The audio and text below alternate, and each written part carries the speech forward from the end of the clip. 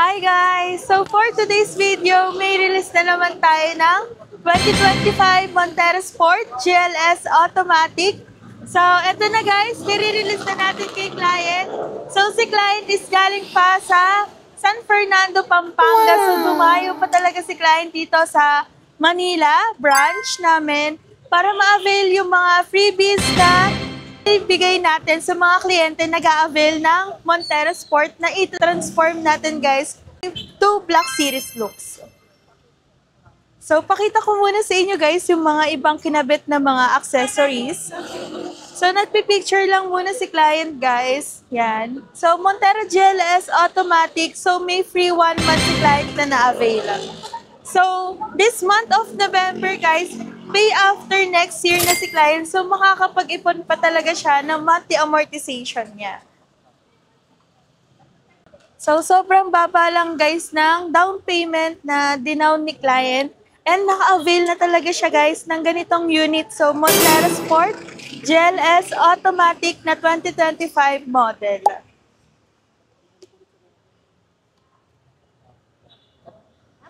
Ay, picturean ko kayo.